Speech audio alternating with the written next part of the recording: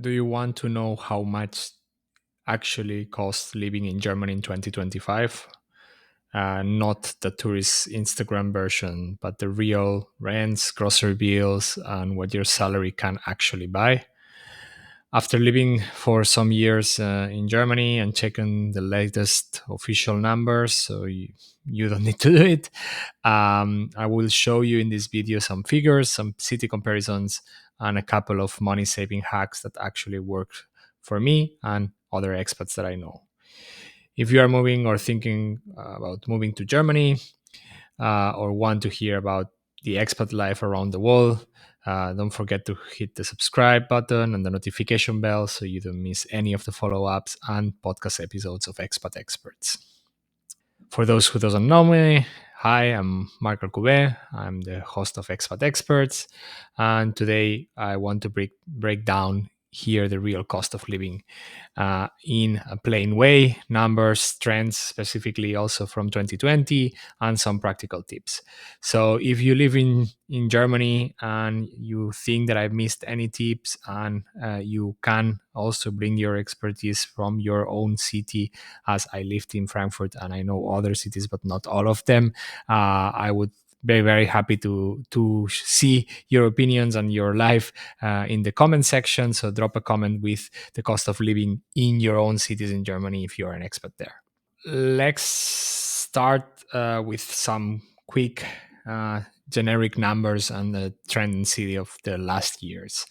Um, it is clear, and it was very clear to see in the numbers, that inflation after the big 2021 2023 spike uh, has eased a little bit, but it's clearly higher than what it was pre-pandemic. So if you check the official data, and specifically the consumer price index, the CPI of Germany, which is normally used to measure the inflation of a country, and that reflects most of the times the cost of living for uh, families, households, and yeah, they monitor price of things. So you can clearly see that this CPI index dramatically jumped on 2022, 21, 22, and 23, and since then it moderated a bit. But of course, this increase, it is already there, so the numbers and the prices of things went up.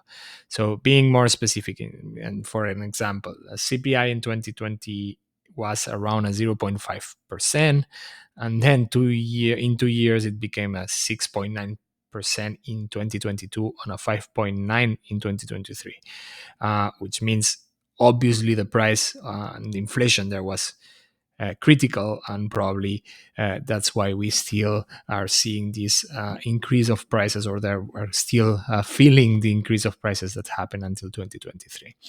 Now, in the last years, clearly it went a little bit down, so at 2.2% in 2024, which is clearly lower than the previous years, but far away from this zero point 0.5 that we had in 2020. Um, with these indexes, what it's reflected, of course, is that, for example, food and energy, which were the biggest drivers in 2022 and 2023 spike of prices, um, it reflected that. No, they clearly went up, and that was probably the two biggest drivers for the spike. Those pressures have eased a bit, as I said, on 2022, 24, and 25. But for core services, I think their inflation remained top, and it's still not going as down as it should have been. Of course, that numbers are very generic, and they don't. If you are not an economist, I am not an economist, but of course, it's just an index, and there is much more complexity behind economies of a whole country. So from now on, I would try to bring a little bit more of a human perspective from it. And the first part that I would like to talk about, it's the income. In Germany, the average gross monthly wage is around 4,300, 4,400 a month gross, which then, of course, translated to a net take home calculation that depends heavily on the tax class that you are, which family status you have, which social contributions, if you are part of the church or not, for example. But for a single worker, this gross would translate in a net often about 2,200, 2,800, which it means that it might take around a 40 to a 50% of the salary for these mid-range earners. That's the average. As I said, it's the average gross of monthly. Of course, keep in mind that average doesn't reflect all the realities. The minimum salary as for January 2025, it's still 12.82 euros per hour. It's kind of higher than in other European countries if you take it in comparison, but that will be translated at around 2,200 euros per month gross on a full-time job at a minimum salary. That's the half of what an average salary is in Germany. So it's important to have also that in consideration if you're going to go to an entry level job. Net, of course, matter more than gross, you know that. So always use calculation for your tax class. I link, for example, a simple calculator in the description of the video that you can use for that. But there is a lot of resources in the internet that you can use. So make sure that before you arrive to the country, and if you have already some numbers of what you could be earning gross, do the tax calculation already, having in consideration those factors that will influence that. So basically, family status, which tax number, category, class you will fall in, and at the end, also if you are charged, and which social contributions you will be doing, including the insurance of private or public healthcare. Now, switching to what it costs you money and not what you win. Of course, we need to talk about housing and rents. Is very difficult to talk about a single rent range in Germany because it varies a lot depending on the city. So there is, of course, a country-wide average, which is around 860 euros to 960 euros per month in a country, in a city center, and around 650, 700 outside of the center of a city. But that's the countrywide average. That doesn't reflect the reality in majority of the most common expat destinations in Germany. So, for example, taking an example of that, Munich is substantially much more expensive than Berlin or other mid-sized cities like Frankfurt, where I lived. But giving a concrete example, Berlin, the average monthly rent for a one-bedroom apartment is approximately 1,220, and it gets much, much cheaper if you are going in with an option of shared rooms or big, so sharing a flat, where a private room can go from around 400, 500, 700 euros, which is cheap compared to Munich, for example, where you need to calculate a 15-25% more than what I just said in Berlin. It's one of the most expensive cities in Germany. Frankfurt is also close. It's also the prices are going very up for the rents. In Munich, one bedroom apartment costs between 1,500 to 2,000 euros, which is kind of crazy for a single room apartment. Prices of rents in Germany compared to other places in Europe are high, but of course the salaries are also higher. So you need to have that in consideration and check specifically the ranges of prices for apartments and the size of apartments that you want to have in the specific city that you need to move in. Because as I said, from a city like, I don't know, Bochum to Munich to Berlin to Frankfurt to Hamburg, it changes a lot. So these ranges are very, very different per city. When it comes to other expenses, food, utilities, transport, I would start with the groceries. I would say expect to pay more than what it was in 2020. Again, it peaked on 2022, 2023, so prices went up. But still, compared to other places in Europe, supermarkets are surprisingly still not super expensive. So I think that there is places in Europe and in the US for sure where prices are much higher for groceries. So I would say that you should spend for a single person around 150 to 200 if you are a person that spends a lot, even 350 euros per month. But that depends on your habits and what you consume. No, but that would be in a normal average, the 200 to 300 and something per person. Uh, Restaurants, on the other hand, it's a bit different. Like eating outside right now in Germany, from my own experience, has kind of become a luxury in the last years. Especially like traditional German restaurants are getting more and more expensive, and prices have increased quite a lot in the last 5 years in the country. So, from my opinion, prices are uh, a little bit too much for what you're getting. Of course, that depends on the restaurant, where are you going. There is still international options that are normally cheaper than the traditional food, but it is not cheap.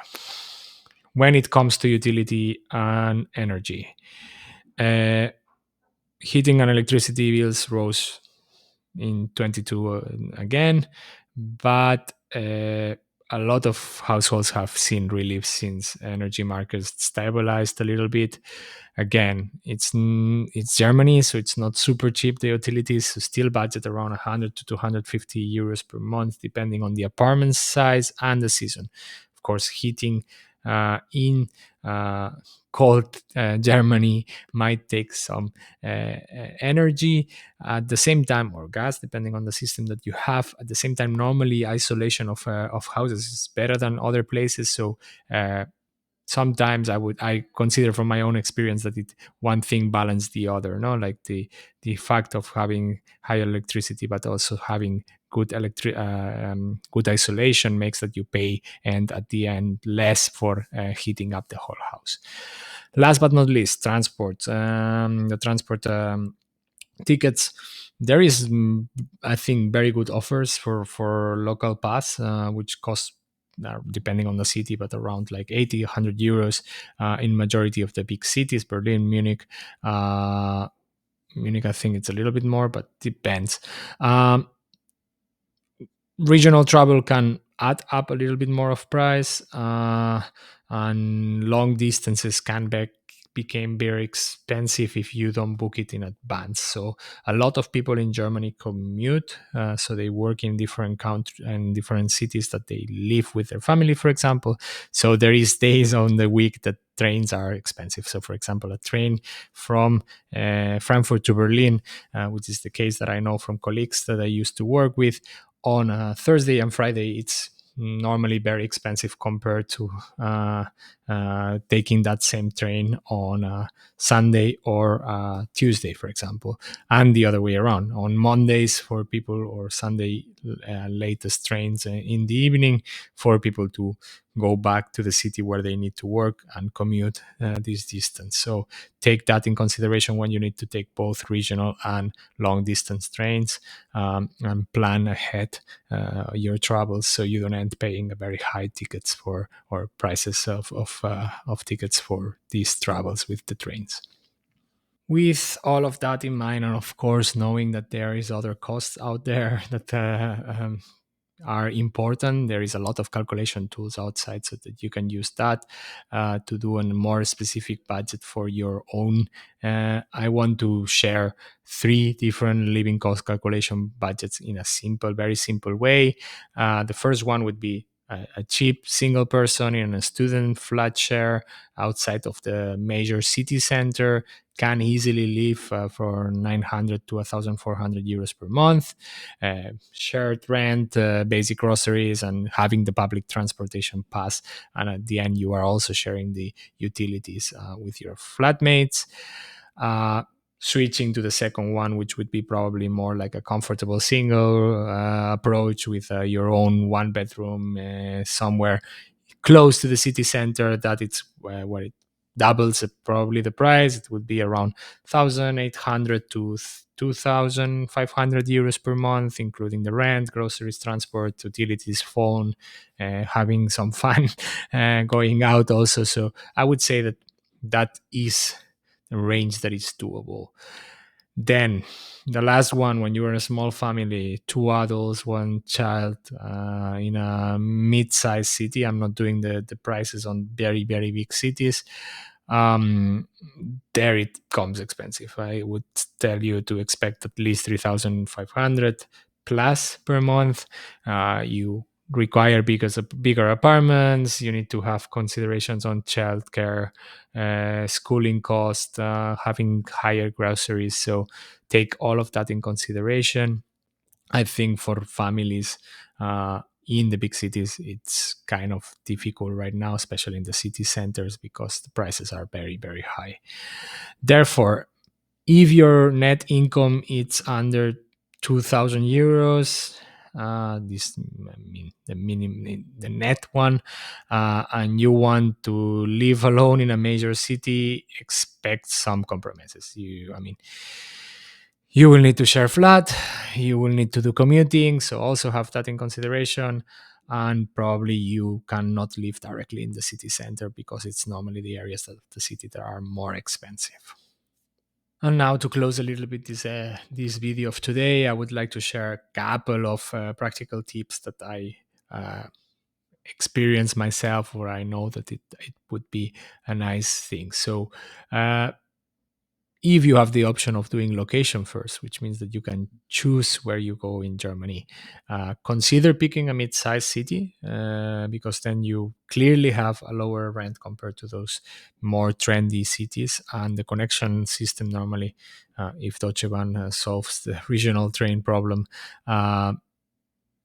it's lower. The rents are very, very different from a big city to a mid-sized city. So have that in consideration, because the quality of life it's also good in these cities. So maybe that's an option.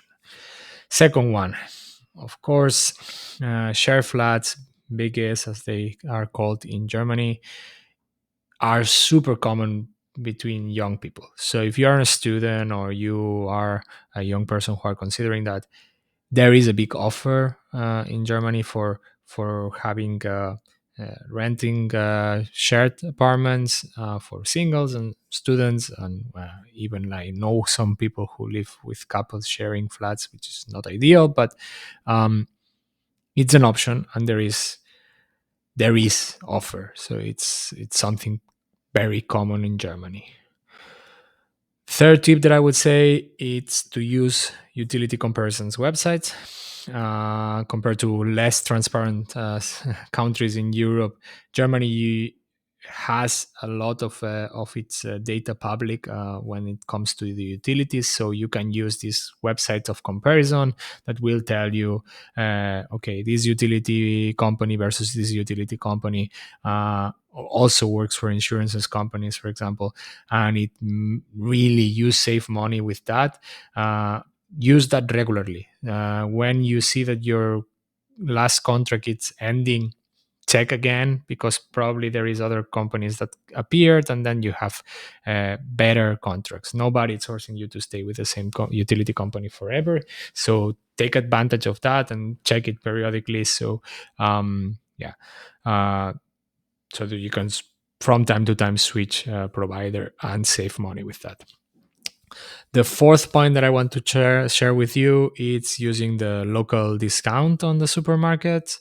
A lot of the supermarkets in Germany run like weekly discounts, which basically you can see on their social media, but also, I don't know, they have these paper flyers that they share. They put on the post, and then in there you see what products are on discount, which sometimes it's, from my opinion and what I experienced, it's nearly weekly that there is products that are on offer.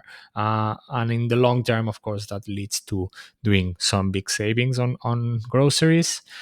The last point that I want to share, it's checking the price of the commuting that you need to do versus living closer to your office. If you need to go to an office, check what it will cost you, the rent, closer to the office if it's an option, and if you think that that's an area that you would like to live, of course, compare it to what it will cost you, the cost of arriving to the office every day, not only in money but in time, and compare that too, because sometimes it's much worthy to, I don't know, have a bike and go biking, cycling to the office whenever you can, and not paying a monthly pass for transportation that it might increase your budget a lot.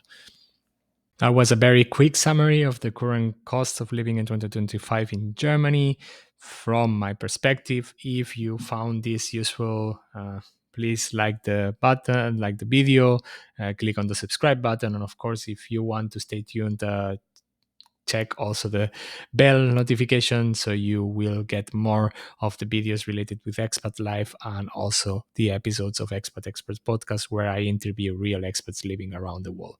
Thanks a lot for watching, and see you in the next video.